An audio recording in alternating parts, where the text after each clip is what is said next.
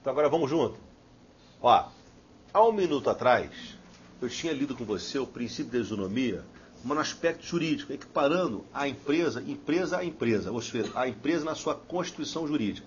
Onde eu aprendi que a isonomia do ponto de vista jurídico era uma forma de você tributar de forma igual àquelas que estão em situação jurídica próxima, equivalente, semelhante.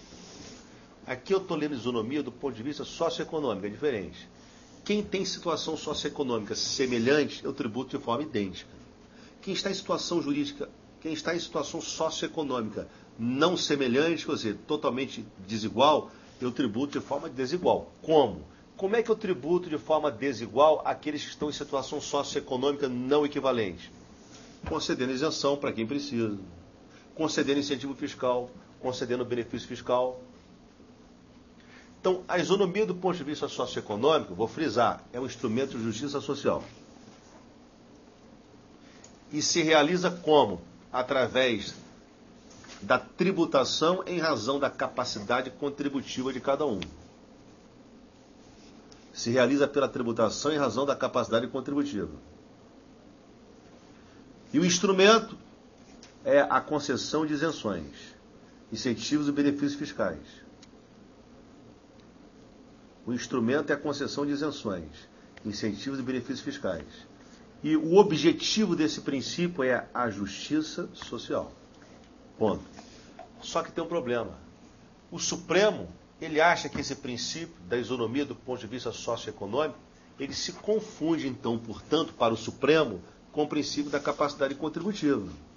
Porque você está tributando cada um em razão da capacidade de contribuir, e é verdade. E o Supremo diz que todo tributo, vou colocar agora bem negrito aqui, ó, todo tributo poderá atender a esse princípio. Todo tributo deverá ser graduado em razão da sua capacidade de contribuir. Ele se dirige a todo e qualquer tributo, na visão do Supremo. Na visão do Supremo, STF, ele se dirige a todo tributo. Como assim? Pega uma taxa, por exemplo. Quando você pega a taxa, pega o custo e faz rateio do custo, você não está fazendo justiça social? Tá? Então, o próprio rateio do custo de uma taxa nada mais é do que a tributação em razão da capacidade de contribuir. É exatamente a isonomia do ponto de vista socioeconômico. Pega o imposto. Quando eu dou isenção para o fulano A e não dou para o fulano B, estou fazendo justiça social. A concessão de isenção para os impostos. Então, o Supremo diz, isso aqui se dirige a todo e qualquer tributo. Ponto. Deixe isso em banho-maria. Eu cheguei onde eu queria. Daqui a pouco eu vou ler isso aqui de novo com outra visão e, na verdade, com outro objetivo. Volta para a página anterior, página 65. Então, agora, levantando um pouquinho a bola e normalizando um pouco, digo para você, ó, o princípio da isonomia, gente, é um princípio básico. Ele é um princípio do qual vão derivar vários outros princípios. Ele é um princípio básico. Dele vão surgir outros, especializados com outros nomes. Então, vamos começar a ver um outro princípio que deriva da isonomia. Página 65, chamado princípio da capacidade, o quê? Contributiva. Localizou? Vamos ler esse artigo? Perigosíssimo esse artigo que eu vou ler agora.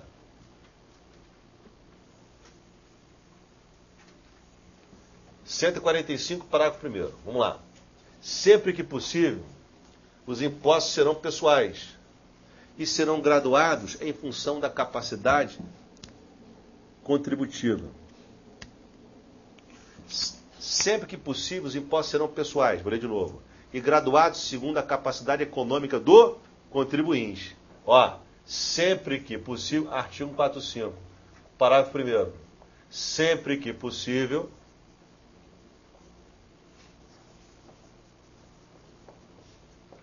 os impostos serão pessoais.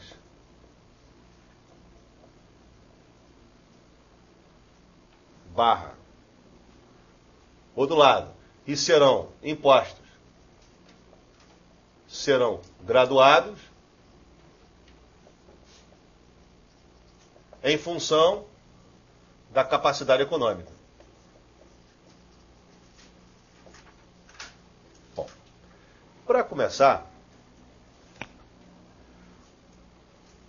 o Supremo Tribunal Federal e a doutrina, colocar Supremo Tribunal Federal e doutrina, olham para essa frase e serão graduados em função da capacidade econômica e analisam essa frase à luz do fato gerador. E a pergunta é a seguinte: qual é o tributo cuja alíquota é graduada em função de uma base de cálculo e a base de cálculo dimensiona a capacidade econômica? Qual o tributo cuja base de cálculo dimensiona a capacidade econômica? Qual é? Imposto. Primeiro dia de aula, lembra? O imposto é uma característica. A sua base de cálculo dimensiona a capacidade econômica. Não é imposto de renda, é qualquer imposto. IPTU também. ICMS também. É ou não é? Característica de imposto. Por esse prisma, eu chego à conclusão que a taxa não se vale desse princípio. Que princípio é esse? Olha o nome que eu vou dar para esse princípio. STF.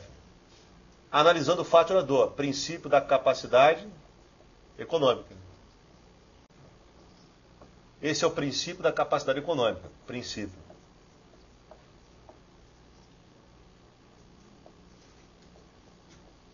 O que é o princípio da capacidade econômica? Significa que o imposto ele tem uma alíquota que gradua em função de uma base de cálculo que reflete a capacidade econômica. O imposto é um tributo cujo fato gerador é uma demonstração de capacidade econômica. E quando eu digo que eu graduo o imposto em função da dimensão da capacidade econômica, eu estou dizendo que o imposto é regido pelo princípio da capacidade econômica. Ponto. Isso eu aprendi no primeiro dia de aula. Primeiro dia de aula eu falei isso. Qual é o tributo que é regido pela capacidade econômica? Imposto. Você já sabe isso. Não tem nada novo. Lugon, você quer dizer então que, segundo o Supremo, taxa e contribuição de melhoria não são regidos por esse princípio? Não. São regidos por que princípio? São regidos pelo princípio do custo-benefício. Olha só que perigo.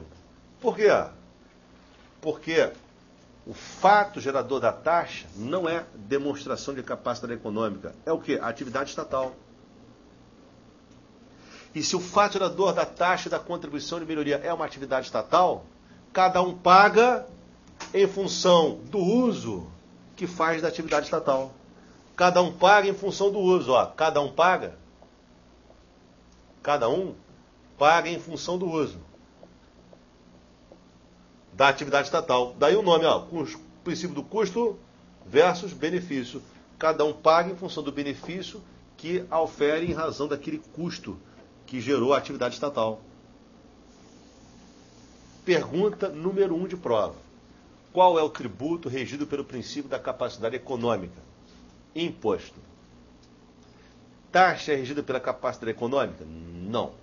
É regido pelo custo-benefício. Eu estou analisando aqui o fato gerador. É isso que eu estou analisando. Ponto. Eu ainda não analisei a primeira parte do artigo. A primeira parte da frase eu vou deixar para depois.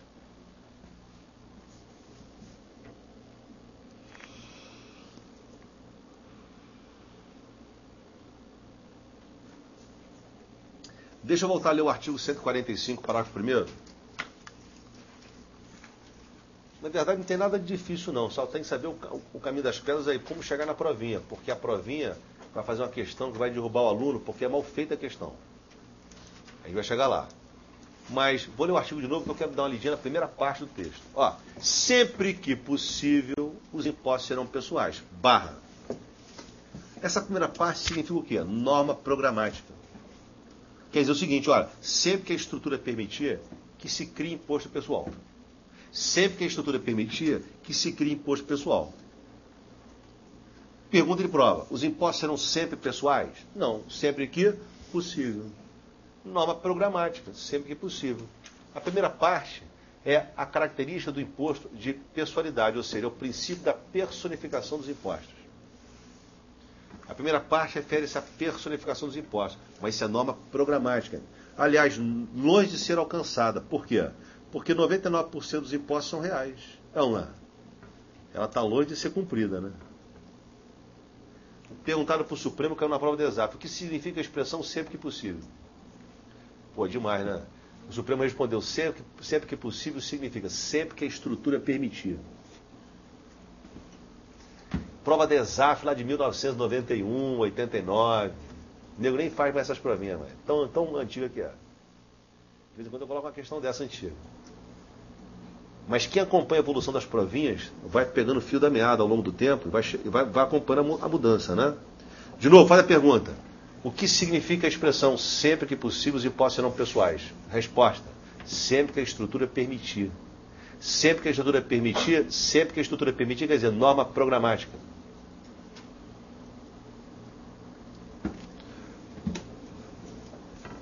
Esse é o princípio da personificação dos impostos, também chamado personificação dos impostos, e da capacidade econômica. Por que capacidade econômica? Porque no outro lado do texto está escrito, e eles serão graduados em função da capacidade econômica do contribuinte. Essa parte eu já sei. Aliás, Lugon, nem precisava escrever isso na Constituição, porque eu já sabia isso na primeira aula. O imposto atinge capacidade econômica. Mas você não sabia que a taxa era regida pelo custo-benefício, sabia? Que a contribuição de melhoria também era? Não. Bom, agora temos um problema. O Supremo Tribunal Federal, nesse momento, vai trocar de óculos. Estou trocando de óculos, ó. E vira a folhinha. E vai ler o mesmo artigo sobre outro enfoque. Deixa de ser bitoladinho, porque, na verdade, o Supremo, ele leu primeiro esse artigo à luz do fato gerador. É uma leitura bem restrita, bem simples. Agora ele vai pegar esse artigo, o mesmo artigo, 145, parágrafo 1º, e vai ler com outro prisma. Segundo enfoque. Qual prisma? À luz do princípio da isonomia. À luz de uma função metajurídica, que é a função da realização da justiça social. Não é assim que a gente leu um minuto atrás? E o que é o princípio do artigo 145, parágrafo 1º? À luz da justiça social. Ele é outro princípio, não é o da capacidade econômica, é o da capacidade contributiva, o Supremo diz. Como assim? Não entendi. Funciona mais ou menos assim, olha. Pensa no imposto. Fulano A recebe salário mínimo. Demonstra capacidade econômica? Sim. Está oferindo renda, capacidade econômica. Fulano B recebe 20 mil por mês. Demonstra capacidade econômica? Sim. Mas qual dos dois tem capacidade contributiva para suportar imposto de renda? Recebe 20 mil por mês. Então, peraí, Lugão. Ter capacidade econômica não quer dizer que tenha-se a mesma capacidade contributiva. Demonstrar capacidade econômica, os dois demonstraram. Os dois demonstraram riqueza, ou seja, manifestaram capacidade patrimonial. Quem ofere renda. Mas só o que tem 20 mil por mês é que tem capacidade de contribuir com o imposto de renda. O que recebe salário mínimo não tem. Qual é a moral da história? Ter capacidade econômica, característica de imposto. Não implica necessariamente em ter a mesma capacidade contributiva. E o Supremo diz assim, olha, gente, princípio do artigo 145, parágrafo 1º, quando ele é lido com a função metajurídica, quer dizer, além da letra da Constituição, além da letra, ele vai ser lido com a função que ele realmente exerce, a função de consagrar a justiça social. E aí, o conteúdo muda. Significa o quê? Olha o texto que você já escreveu aí, está escrito. Significa tributar cada um em razão da sua capacidade de suportar o ônus tributário. Tributar cada um em função da capacidade de contribuir. Como? Concedendo isenções, incentivos fiscais, benefícios fiscais. E aí, Lugon, o Supremo diz que esse princípio se restringe a imposto ou se aplica a todo o tributo? Aqui, se aplica a todos os tributos. Lembra disso que eu escrevi aí? Nesse caso, segundo enfoque, o Supremo diz, ele se aplica a todo o tributo, até a taxa. Porque a taxa, quando você faz rateio, está fazendo justiça social. Está tributando em razão da capacidade de contribuir. Olha o que eu vou fazer para você aqui, Eu vou pegar esse artigo aqui e vou dizer para você, outro enfoque, diferente. Esse mesmo artigo, sobre o enfoque da justiça social, ou justiça fiscal, ele é um princípio que visa, na verdade, realizar a capacidade contributiva. Então, ele é chamado princípio da capacidade contributiva, ou isonomia do ponto de vista socioeconômico. E aí, ele não se restringe a imposto, não. Ele se aplica a todos os tributos. Porque todo e qualquer tributo deverá ser graduado em função da sua capacidade de suportar, pelos mecanismos de isenções, benefícios e incentivos. Então, a moral da história é: